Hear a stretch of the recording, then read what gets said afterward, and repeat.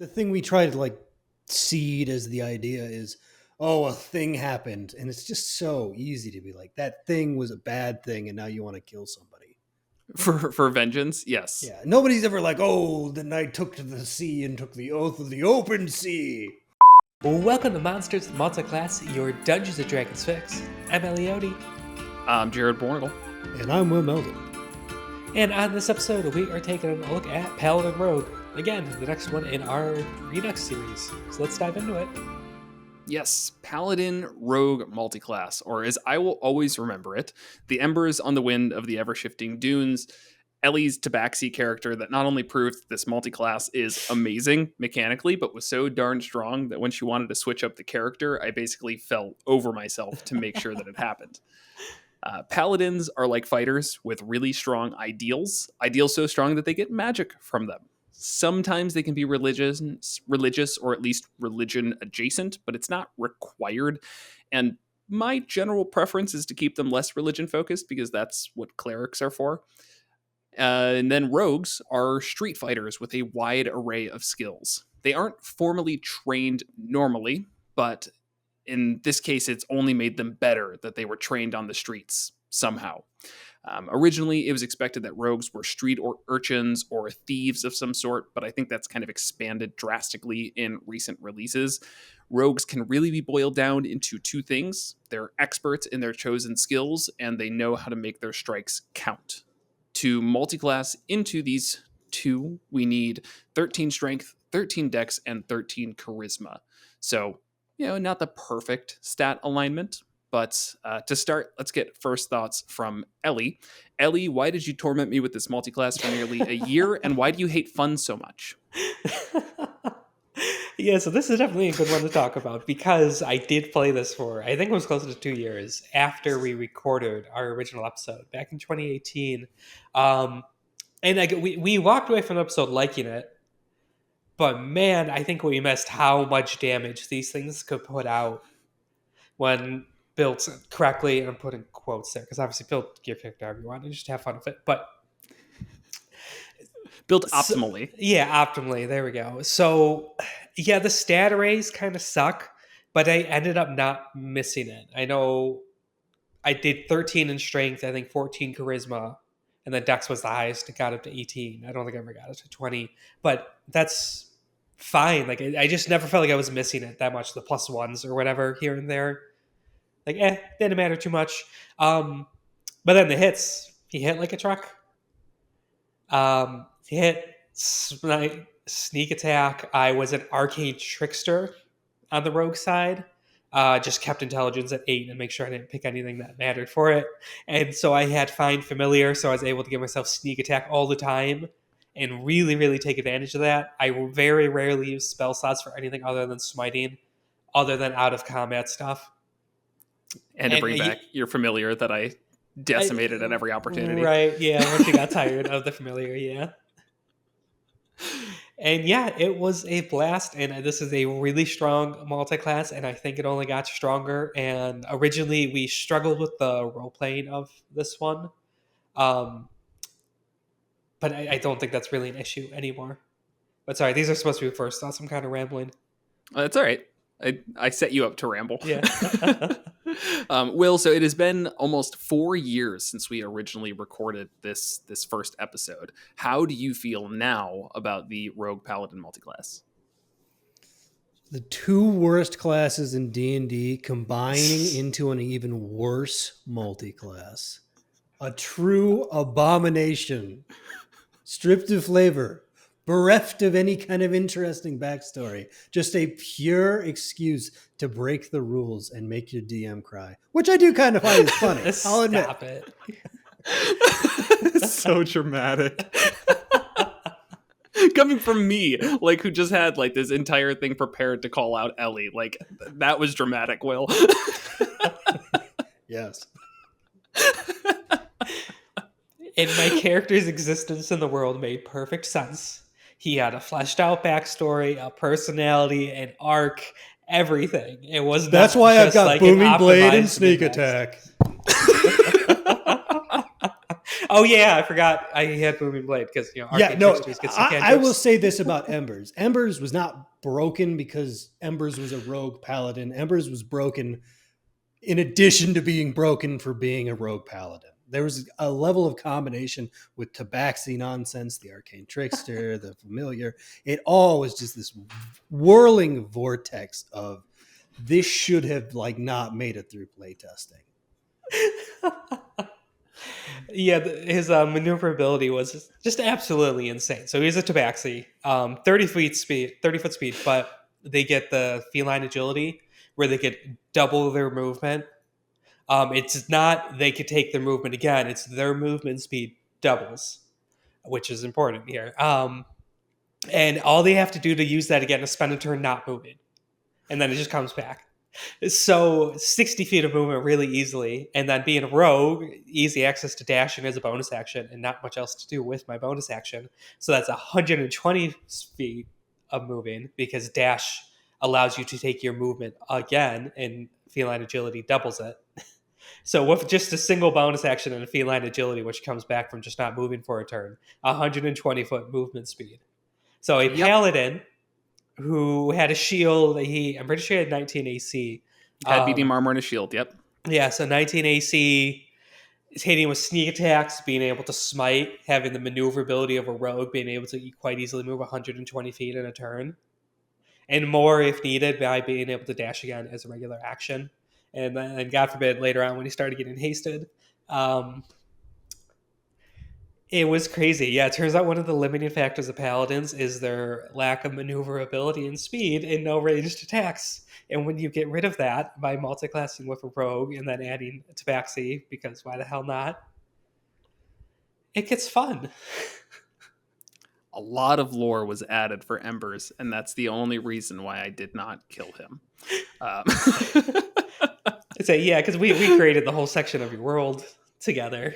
Yes. Yeah. No, that is not the only reason Embers didn't die. That's a very different conversation. That's more to deal with the fact that we had a life cleric who would not let anyone die. Right. So yeah, all right. I think we can all agree that Tabaxi's movement speed is obviously ridiculous, especially paired with all of this.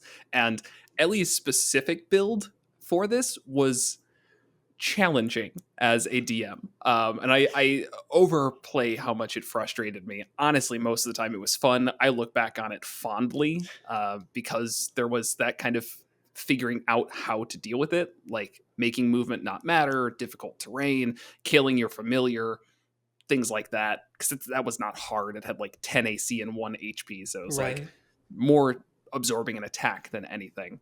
But let's not focus too much on that specific build, because I'm sure we could talk about the arcane trickster and the fact that you had 8 intelligence the entire campaign with an arcane trickster. But it's not important. So I think when we first talked about this, though, we had issues on the RP standpoint because rogues were supposed to be edgy and dark, and paladins were supposed to be beacons of and chaotic, and paladins were supposed to be beacons of morality, and that I think is where a lot of the kind of butting of heads came together. And I'm pretty sure I was in that camp as well, or Will persuaded me that day. It's very possible. But I do look back on that and think that's kind of silly. Like, there's nothing that says rogues need to be edgy and dark and chaotic. And there's nothing that says paladins need to be beacons of morality. They need to have an oath that they need to stick to heavily. But when you have subclasses like Oath of Vengeance, which Embers was also, for that channel divinity where you could get advantage on every attack against a creature for a minute. Oh, and Hunter's Mark if I was ever really feeling saucy. So I don't prescribe to that idea that paladins need to be beacons of morality by any means. No. Yeah, I'm not sure why we got so hung up on that either. Because, I mean, that's just not how we play. I mean, this was 4 years ago. I don't know. It's just, obviously we've grown and changed. Why are you laughing, Will? Because Will has not grown or changed. I have not grown or changed. I've gotten worse. I will be getting worse until the day I die. which will be a long time from now because the bottom is not even within sight. But what I will say is, yes, it's D&D. You can do whatever the fuck you want. But like, where does it say that a rogue? It's literally the word. The word rogue is like antithetical to the word paladin. I know I'm being like pedantic, but it's kind of not. You're It's right. like the word, it's right there. I guess that's my issue. It's like, yeah, like what we're talking about is like this precision, this skill, this kind of alternative training sense. That's great, but it like carries all this baggage of the word rogue that I'll never be okay with it. Sorry, everybody. That's fair. That's okay. So do you not see paladins as being able to be chaotic in any way? Yes, in fact, I do. I do feel that a paladin's devotion to the ideal precludes that kind of ephemeral, mercurial nature of a rogue. Okay. You have to kind of abandon that, I think, on the rogue side and go for precision. And skill, sure. If it makes you feel better, in the player handbook, there is a line: a few rogues make an honest living as locksmiths, investigators, or exterminators. Yeah, I mean, there's the line, and then there's the other 4 fucking paragraphs. I was going to say it is 4 paragraphs dedicated to how rogues usually join like thieves guilds and crime syndicates, or they operate on their own as assassins and burglars, and then there's that line.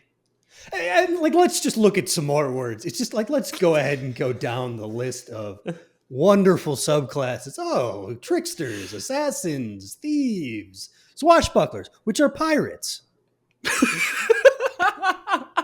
Scorched earth right now. Soul Knife, Phantom, Mastermind. What chaotic evil they all are. So I will admit they have gone off track with this. With the new ones, they really have been like, all right, we're just going to kind of like, what's a phantom rogue? Is that roguey? Not really. It's pretty neutral, and kind of doesn't work with the paladin. But. No, it doesn't. I tried very hard, but I do not see how phantom works with paladin very well. Yeah, and I think that is something that we're just seeing in general, is that they're moving away from the hard line tropes, because, and I guess I'm not entirely sure. On one hand, I feel like it's because they want to just move away from that, because people generally haven't been playing to tropes in the same way that they may have 10, 15, 20 years ago. I don't know.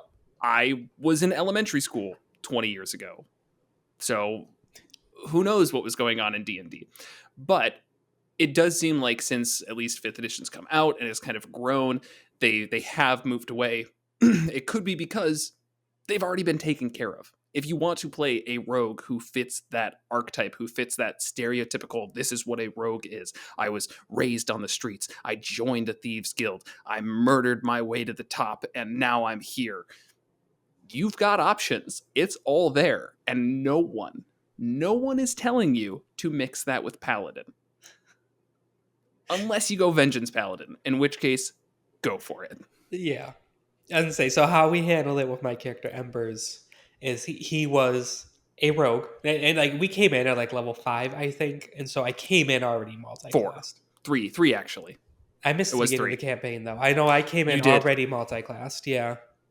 But like in the backstory, he was a rogue, and not in the sense of he's like sneaking through a city and stealing stuff. He grew up in a desert with nomadic people, and that was just his combat style. Just kind of developed a bunch of skills in this just kind of opportunistic way of fighting, because that's what he excelled at. He wasn't super strong or anything like that, though he had 13 strengths because he had a multi-class as a paladin. But and then some really bad things happened, and he swore an oath of vengeance and started taking paladin levels. And I think that worked really, really well. And even with a typical kind of archetype rogue, I think it could still work well. They swear an oath to something, and it's not like they lose their rogue skills. Yeah, and that's where I think a lot of the natural multi-classing can come out, because if you are playing that very hardline rogue of an assassin, and something happens that changes you, and you've got the stats for paladin, lined up, then it can make sense to multi-class out of rogue and have that be character growth, character change, even if you don't want to call it growth. It just, I don't know. There's no reason to me that they, because you're a rogue, you're now unable to be a paladin. And the other way around as well. A paladin who starts taking levels in rogue because they realize that they, whatever their circumstances are in life, they need to develop these additional set of skills. It's not all Additional just this D6s to one your note. attacks. Well, no, that everything one's a can't little just bit be trickier. be this one note. I'm a hammer, everything is a nail type thing, and like kind of be able to develop so more tools. the way I was thinking of that is like a paladin who gets ousted from their order for whatever reason. You can kind of come up with that. Then they have to learn to survive in a world that doesn't follow such a strict social contract.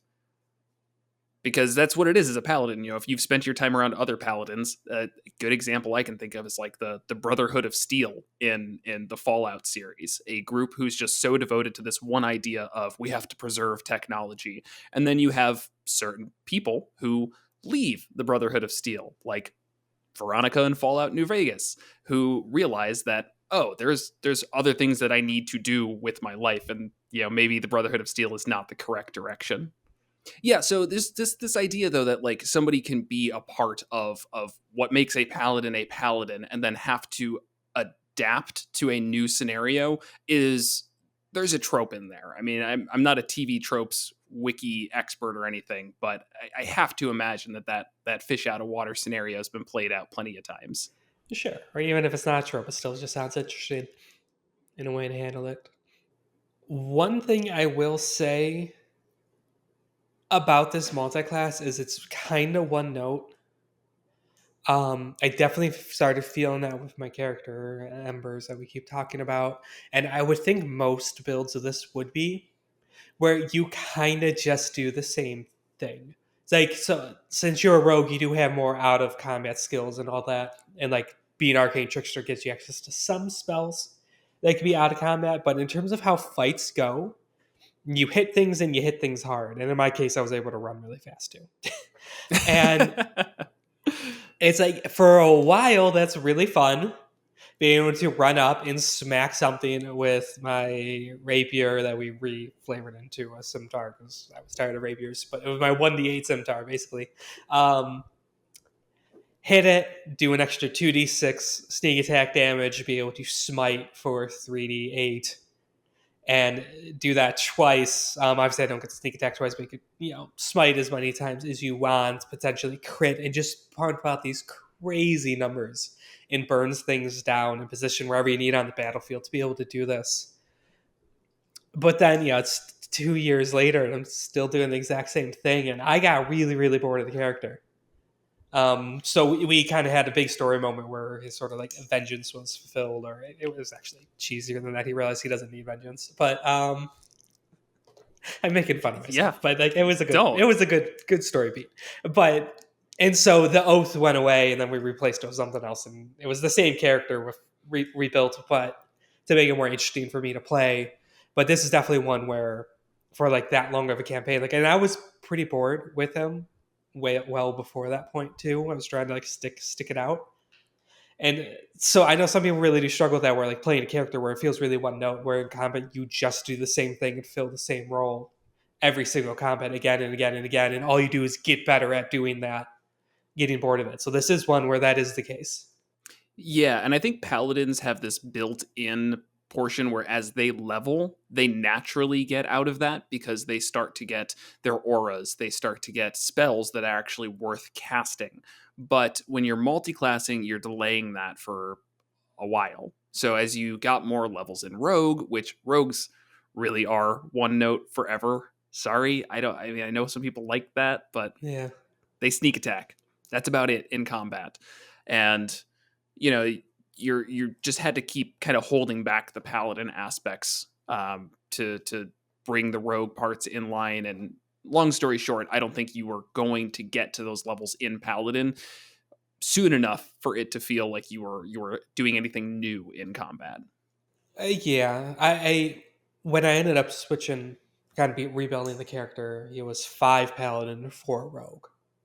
And I think my plan was to continue going up in paladin because like I just got extra attack, and then Yep. Next 6 would have been the auras. All right, yeah, go for the auras. It's tough or hard to pass up. Yeah, but I mean, again, it became kind of a good point to change, and I've been a big proponent of that really since we did that. That was the first time in a campaign that we're like, let's just change up the classes. Who cares? They're all just abstractions of fighting styles. Right. And I guess what I'll say is that, go ahead. to add to what you were saying, the class is one note. This multi-class is pretty one note. And there's no real way to avoid it. There's a way to play this class combo, and I think you figured it out. You're going to have a rapier. You're going to do roguey stuff whilst doing smitey stuff. It's like, I don't think you're going to squeeze anything interesting out of these two. Yeah, we talked about this in the original episode. You can go strength-based. But you would still have a rapier because you need the finesse weapon for sneak attack. But they just attack with strength, but you can still get sneak attack off of doing that. And then like wear heavy armor for it and kind of just keep dex at like 13 or 14. But it's still kind of the same. It's actually less out of combat utility because now you're not getting like stealth and things like that. Or like sleight of hand. Yeah, honestly, all that you get from that is like higher AC. Yeah, it's really one that's higher really AC. it. You go and play, you get 18, there was sealed 20. Like I said, Embers had 19. So it is possible. You're correct. I don't think you're getting anything out of it unless, and I'm not even suggesting this, but unless you're looking to do like a 3-way multi-class and you're like, oh, I'm going to do fighter as well, or barbarian or something like that. And I'm not going to go into the... Go ahead. Barbarians probably the play there because they really need the strength. Otherwise, if you're a fighter, just be a dex fighter as well. Barbarians, you can't be a dex barbarian. No. So you can sneak attack with getting barbarian rages. Okay. And then smite off of it. You can smite while raging because it's not casting a spell. Yeah. All right. That's what I should have done. I should have multi-classed into barbarian. All right. And tell me, what would that have changed about your playstyle? It would have upped your damage and made you tankier. Yeah. Well, then I would have the option of doing a reckless attack and... Because you were having such a hard time getting sneak attacker advantage. Right. That does open up like just saying screw the owl thing, and I'll just recklessly beat stuff. That's very fair. You can do the rage bonus with a finesse weapon if you're using strength. Correct. Yeah, because we've gone through that when we talk about the barbarian rogue multi-class. So that's really stupid, but I like it.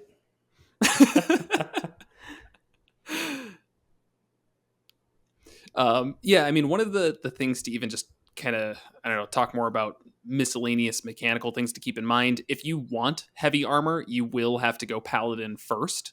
Rogue going into paladin only gets medium armor. They also get shields and martial weapons and some other things that rogues don't get, but they will not get the heavy armor. Right. The other thing, just throw random mechanical things out there that is a major benefit from this that we haven't really focused on is paladins barely use their bonus action. They have a few spells and a few channel divinities depending on the subclass, but in general, your bonus action is totally free for cunning action or subclass specific things that the rogue has. The rogue is expecting to use their bonus action nearly every single turn. In terms of just like straight power, that's a reason why it works very well, obviously. So I just want to put this out there. I feel upset about this existing. The more I think about it and the more this comes up, cunning action being like stuck there at level 2, just like tempting almost everyone in the game. It's like, hey. It's like action surge with the fighters. Yeah. It's like, oh, you're not using your bonus action? Cool. Have you considered a dip in rogue? And as someone who literally did this the last campaign we played, it's just, I don't know. It's starting to feel dirty. I do not disagree. A 2-level dip in the rogue, if you are a martial character, is almost always beneficial as long as you're using a weapon that kind of suits it. But Right. usually the weapon that you take, the damage that you get from sneak attack, even just the 1d6, is enough to put it on pace. Because, a barbarian, you might be using a d12 weapon, and then instead you drop down to a d8 weapon and you pick up 1d6 per round in sneak attack damage, or 2d6 if you go up to level 3 in rogue. It may be a little bit less, but it's not like you're destroying your damage per round by some absurd number. Instead, you're now having a use for your bonus action every single round forever. Right. And don't forget, you also get expertise out of it. Yes. And Thieves' Cant. Sure. And yeah, if you do take that third, as you said, 2d6 for the sneak attack, which is just awesome. That's basically an extra great sword attack. And then the first of your archetype. So if you go Arcane Trickster, you then get cantrips and some spell casting, and then you pick like Booming Blade or whatever, or other cantrips. Soul Knife, you get your ranged psi attacks and the thing where they can But add. thinking about it from just to keep it to the topic at hand, for paladins, what you just mentioned doesn't really help that much. The Psi Knife in particular. So something new No. that came up in Tasha's is a ranged rogue attack, and it's built in at level 3 that you can do a ranged attack. That's totally pointless if you're trying to multi-class with a paladin. Yeah, I would say the new ones, and we should probably talk about these in more detail because this is a redux. Yeah, Soul Knife is not great with Paladin, as the reasons you said. It's like one of its big benefits is having that Soul Knife attack. And then again, the other stuff might be enough to carry it. I know we were a little down on it in our Soul Knife episode. Links at the top from that was a while back, but like Cybolster Knack, where like if you fail an ability check, you could expend a side die to bump it up, and you only use it if it actually helps. Like that's good. Psychic Whispers, telepathic communication, and then the blades. Like you can smite with your psychic blade, just not the ranged aspect of it. Like you could just attack with it, That's a good and point. you basically get a free. It's basically dual wielding for free without having to take like the dual wielder feat of like sheathing and unsheathing two weapons at once and things like that. And you can still add your dexterity to the hit without having to take the two weapon fighting style. Because after you attack with the blade, this being the psychic blade, you can make a melee ranged weapon attack with a second psychic blade as a bonus action on the same turn, provided your other hand is free to create it. The damage die is of this bonus attack is a 1d4 instead of 1d6, but you still add your dex to it. It's not an offhand attack like two weapon fighting. Yeah, you know what? That's fair. I forgot entirely that you could melee attack with the psychic blades. I thought it was only ranged, because It's every just time I've kind of had worse. somebody play one, it's Yeah, melee. that's why it's kind of like a mixed bag, because it's good because of the thrown aspect, where Right. it still works in melee. Yeah, I'm trying to think of what would add to this. I mean, as a paladin, you could take dueling as one of your what is it called, fighting style, because you do get a fighting style. So you Right. can get +1 bonus to damage rolls when you're only wielding one weapon. I believe the Psi Knives psychic blades would apply to that, but it Is would that also what apply dueling to is? a rapier. That doesn't sound right. When you are Yeah. wielding a melee weapon in one hand and no other weapons, you gain +2 bonus to damage rolls Oh, with that okay. weapon. I think I said +1. Oh, no, Never mind, that's yeah. Okay. something else. 2-weapon fighting that I think rangers can access and fighters. Two weapon fighting allows you to add your dex mod, or just your ability score mod to the offhand attack. All right, you're gonna make me look it up. I It's forget what it it's is. called. No. I know you're right. I'm trying to Okay. remember what it's actually called, what the fighting style is. Oh, there's like one of the new ones, thrown weapon, which adds. I'm waiting for D&D Beyond to load. It is very slow today. It is. So, fighting style. It has 2-weapon fighting. When you engage in 2-weapon fighting, you can add your ability modifier to the damage of the second attack. So it's Yeah. also called 2-weapon fighting. That's what I said. That's the fighting style. Yeah, that's what we were talking about. Oh, I thought you were saying... Okay. I thought you were talking about just the thing that everybody I'm has access to if they offhand. I'm so confused. If you offhand and you're attacking with 2 weapons, it's Yeah. called 2-weapon fighting, and it's not a fighting style. Oh, okay. You can just dual wield, and it's called Yeah. 2-weapon fighting. Right. Yes. Dual wield is a feat.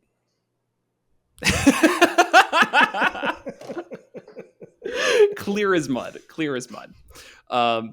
Either way, so psychic blades could benefit from that. That you're right. I think with going back to the psychic whispers and the side bolstered knack, those could make this worthwhile. I don't know what the flavor would be. Yeah, like a psionic paladin.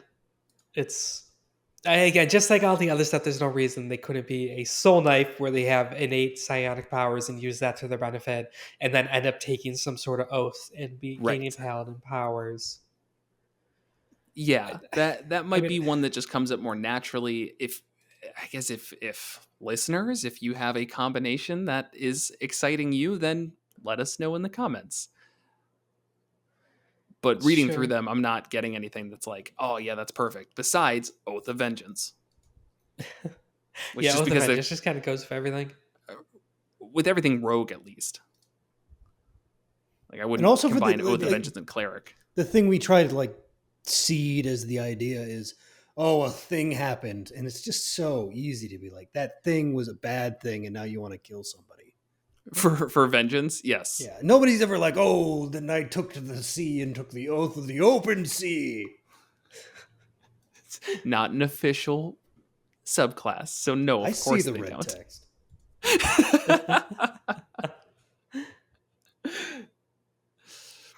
In terms of the other one, it's the Phantom, and the other new rogue subclass, and that one adds to your skills. I feel like it's the same conversation more or less. Is that a 3-level dip?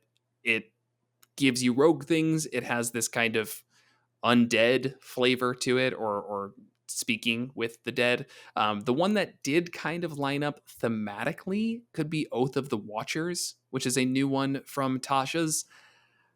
I just didn't see any mechanical overlap beyond the base class paladin, the base class rogue stuff. Yeah, Oath of the Watchers being the one where It's like protecting the mortal veil realms of from extraplanar creatures. Yeah, so if there was somebody who's like, kind of acting as that bridge between life and death, and that is the plane that they're keeping at bay, then I guess I could see it. Except for when they need help. But it's like, you get a visitor's pass, and I can do it because I do it the right way. And that's what they have to struggle with. Is Right. because they're going around telling everybody, don't speak with the undead, and everyone's like, but you just did. Like you just learned how to paint because you spoke with your undead bud. It's like, well, I don't abuse it. That seems like abuse. It seems like you abused it. Yeah, a little bit.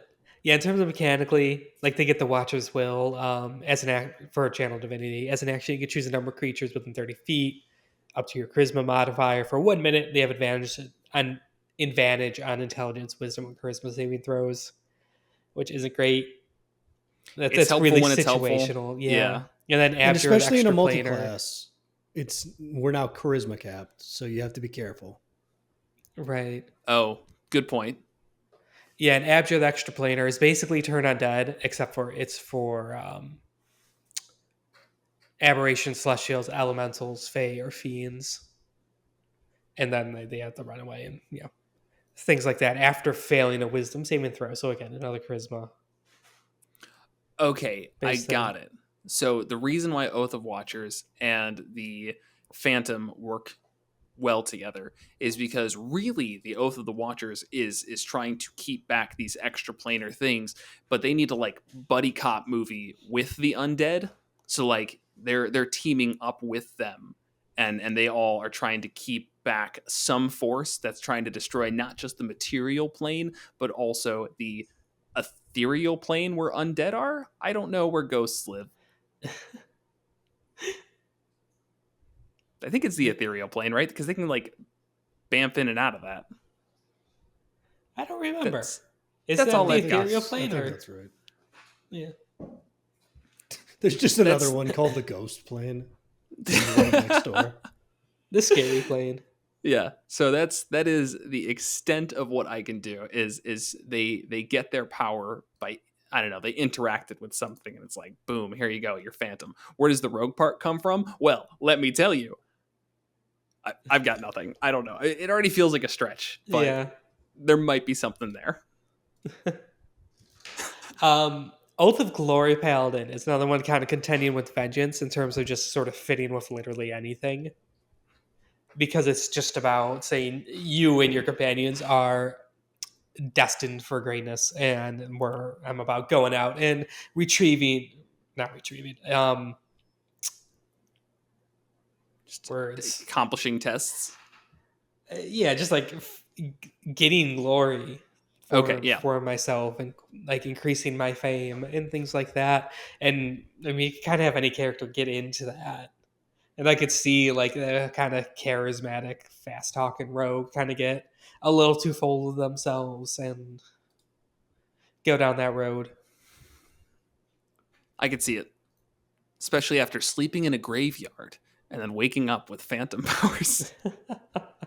Okay, no, but no, you're right. The Oath of Glory is a very flavor neutral class. Honestly, I'm just, I know we talked about it when we did our Paladin episode of Tasha's, but just so disappointed with Oath of Glory and Oath of Watchers from a flavor perspective. I know Oath of Glory was in Theros, so maybe that's in two separate videos, but either way, Right. they just didn't feel like they added too much to the conversation. Yeah, they were kind of forgettable. Like in preparing for this, like any of the rogue ones, I did not need to reread. Like I remembered them, I remembered what they did. I just kind of quickly scanned the abilities. Like, oh yeah, I remember all that. I had to reread Oath of Watchers and Oath of Glory because you're right, they're forgettable. And even in the middle here, when we were talking about it, I had to pull it up again. Like, wait, which one's Watchers again? And you just read it. Yep, Yeah. that says a lot. That says a Yep, lot. it's just really forgettable. So overall, I don't think Tasha's really changed this too much. So it goes. There are Right. some combos I still do like and some character ideas that I came up with. Not sure if you did that, but anything Just the else one around I made, Tasha's? but Oh, you know, the one I okay. put 2 years playing that we like. Did you created put part of much the world thought for. into it though? Really had that kind of weak vengeance arc, let me say. Uh-huh. So some options, a Oath of the Crown and an Inquisitive Rogue. The idea of like a fiercely loyal to the crown paladin who's been trained for tasks outside of the normal expectations of a knight. They're infiltrating, sometimes even assassinating, and they're the ones kind of holding up order in an otherwise chaotic sea. And there'd definitely be a lot to work into a political intrigue campaign for that, especially as they learn, the other side. You could either have them realize that whatever their enemy is not really as bad as their actual king or queen, whatever. Mechanically, they, rarely need their bonus action, as we already kind of talked about, paladins, that is. So the Inquisitive being able to help somebody within 30 feet is super helpful as a bonus action and very fitting for paladins in kind of that helping, we'll say like a martial class that does have some buff abilities added on. So yeah, even just a 3-level dip would be extremely useful with the 2d6 sneak attack damage, cunning action, expertise, and then the bonus action, help action. Yeah, that's actually really cool. I like that one a lot. Could also work with Mastermind. Yeah, they Inquisitive and Mastermind have too much overlap. Yeah. But yeah, definitely say Mastermind is more of the your focus is on people and on influence and the secrets they have. So many spies and whatnot. Whereas Inquisitive is you excel at rooting out secrets and unraveling mysteries. So like a lot of spies. It does say that Inquisitive is more lore focused. So maybe Mastermind would be more fitting. Oh, actually, did I mix them up? Did I say Mastermind originally or Inquisitive? You said Inquisitive. I did. I'm sorry. I just spoke about Mastermind, but said Inquisitive. Everything I just said was Mastermind. Oh. See, very similar. The problem with Inquisitive is you get a bunch of wisdom and intelligence stuff that you're probably going to be desperate to get out of the negatives with this one. That's a good point. Yeah. Yeah, I mean, those are like the 2 skills you need to dump in this build. Yeah, treating an insight roll as a minimum of 8. I mean, that obviously helps a little bit in terms of getting you out of the negative, but if you have -1 to it, it's still not right. You got a 7. Eye for detail, I think, just isn't really that interesting. But then the insightful fighting is you make a insight check as a bonus action against their deception check too. So yeah, Well, you could probably get perception, wisdom up to at least just 10, so there's no negative, and then that's where you take expertise in those skills. Sure. So and then that kind of balances it 6. out. So you have +4, +6, +8. Then the minimum of an 8's a lot better. Yeah, I mean, you can definitely fish it out with that expertise path, but it is like just kind of like I would see like the psychic damage incurred with taking expertise in something you have like a 0 in. It's like, oh, it just shows not the really work that you put expertise. Not the like natural talents you have. Yeah, I've done that. I don't remember. It was recently, something we played, where it was a stat was really low, but it made just when who they were and the backstory and the personality, it made sense for one of these skills. I don't know. I can't remember any details about this. It made sense for a skill to be high, and so I took expertise in it. I think you did that with your old woman character. Yeah, the artificer. Right. Yeah. I took. You took expertise as a feat. Yeah. I say that having skill. done this like last campaign with 2 skills. I have expertise in 2 things from wisdom, which I had a -1 in. So you're saying it's a great idea. Yeah. No, it kind of like balances. Don't do what I do. I'm a silly man.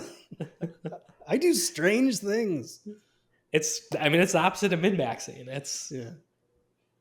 You're kind of spreading it out. I don't even know how to follow you anymore, Will.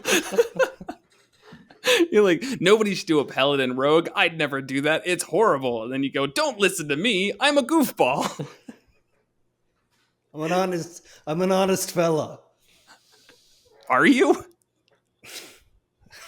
Yeah, shrug. Just big. There's shrug. no answer to that, I guess. Yeah. So other character idea. This one's not as, I think, fleshed out, but Scout and Oath of the Ancients. So just like, you've seen the vast lands of this world and you've sworn to protect them. The mechanical benefit, being able to get out of a fight and get half your speed as a reaction, is really helpful. Talking about the Rogue's Skirmisher ability, the Scout Skirmisher ability, which is at level 3, you're difficult to pin down during a fight. You can move up to half your speed as a reaction when an enemy ends its turn within 5 feet of you, and that movement does not provoke opportunity attacks. You also, at 3rd level, get proficiency in nature and survival, and your proficiency bonus is doubled for any ability check that uses those. So kind of expertise. Isn't that just expertise? Yeah, that's right. You can stack expertise. That's what makes it crazy. Oh, I never realized that you can stack those, can't you? Yep. So yeah, I mean, just being able to do that as a paladin. You mentioned earlier that their biggest, well, not their biggest limiter, but a limiter that people don't generally think about is paladin's speed.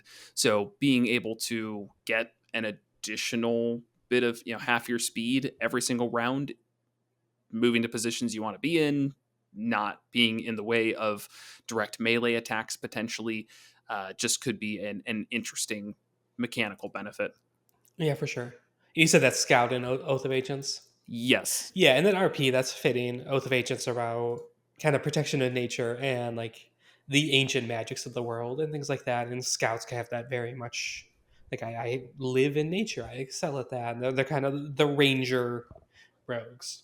They are 100%. Yeah, I mean, even their later abilities are just like giving them rogue things. They are rogues. You mean Ranger Things? Ranger Things. Yeah. Yes. Even their names sound similar. Right. Oh, and it was Embers, by the way, the same Paladin Rogue we've been talking about, where I did that, where I gave him expertise in investigation, Oh, even though which his is an intelligence was like, one, which I had -1 to. So and I think you succeeded on some of those even. yeah, Yeah. So I love that idea.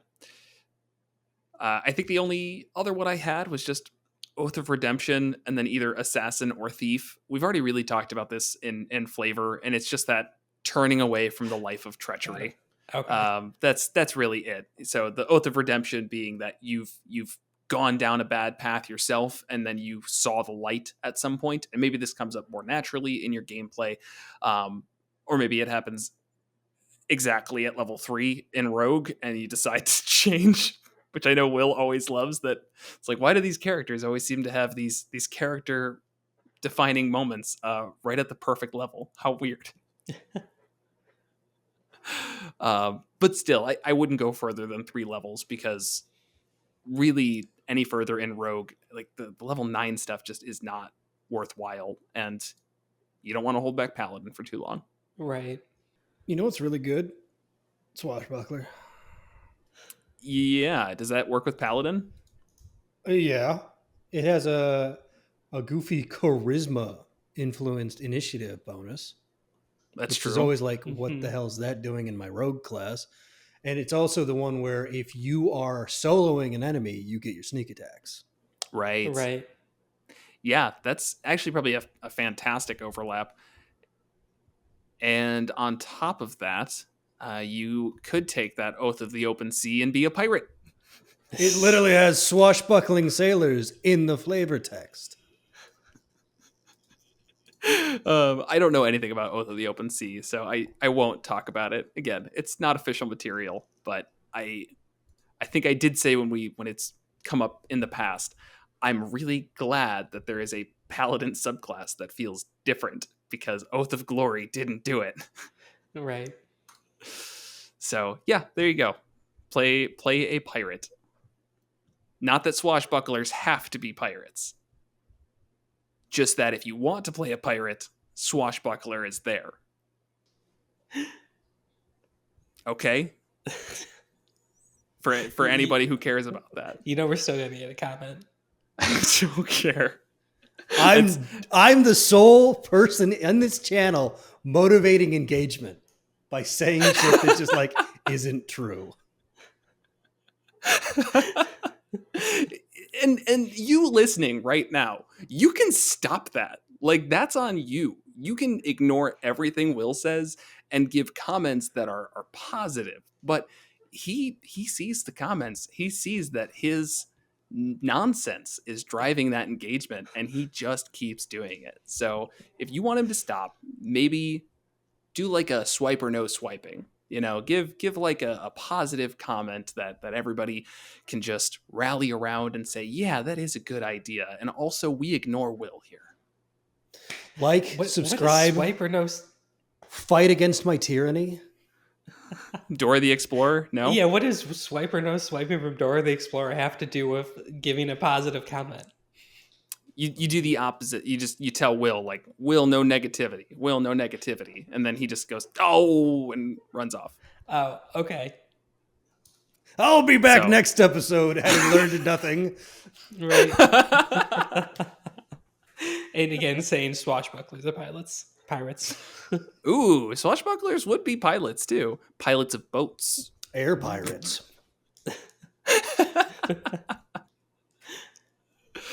So around the rogue paladin, did you all have any other thoughts? Any final thoughts? Yes. So, if you really want to spice up your game, you can lean into the worst aspects of both of these things. And as a rogue, go steal something you don't need from a store. And when the shopkeeper busts you, as a paladin, act indignant and kill him for accusing you of being an honorless scallywag. And then your party has to deal with it. I mean, That it sounds would be a terrible. character. Maybe for a one shot. How about that? Like they're oblivious to their own wrongdoings. They're basically playing like the lawful stupid stereotype of the super narrow-minded rigidness that they will not budge from. But then they do that stuff themselves and just don't connect the dots. Exactly. Ruin the game for the rest of the table. Right? Speaking of narrow-minded rigidness, when I want to play music at my table, I don't go looking around at different websites. I don't go to YouTube. I don't go to Spotify. I go to one place and one place only, because nothing says narrow-minded rigidness more than Bardly. What are you doing? These are terrible. Did they like insult you on Twitter? I don't know. I'm off my game.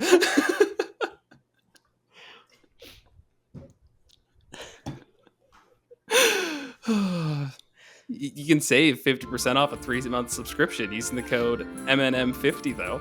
And it is actually a fantastic service because you can, again, choose music that fits the mood. It allows you to search based on location as well as activity and play a song that just defines that with ease. So as you, the DM, need to up your game in some capacity, to put on the production of it, if you love that as much as I do, then I do actually highly recommend Bardly. And I don't recommend having some dumbass do promos for you. That's a horrible idea. They're just going to screw it up every time.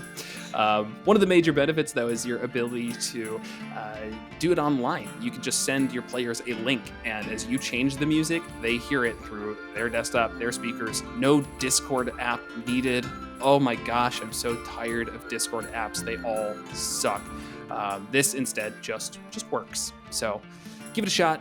Bardly, you can do a 14-day trial as well as get 50% off a 3-month subscription using the code MNM50. And if you want to support the show in other ways, you can head on over to monstersmulticlass.com/support, where you can also find our Patreon, who is consisted of these people: Ed G, Muddle8, Brian H, Craig A, Isaac M, Jeff W, Star Shinobi, Vincent M, Bob F, Joe P, Rick D, Sentinel D20, Tyler S, Gray, Barents, Adam A, Rob K, and Other Gray. And if you join our Patreon, you'll be able to get access to early episode releases most of the time, as well as campaign notes from our new campaign that recently started, just giving, DM thoughts and kind of general story beats. And then also other miscellaneous things. You'll see. You gotta subscribe to find out, or read the titles. They're all available. Cool. That's it. All right, and as well. Haha, now you screwed something up. You had one job. And as always, thanks for watching.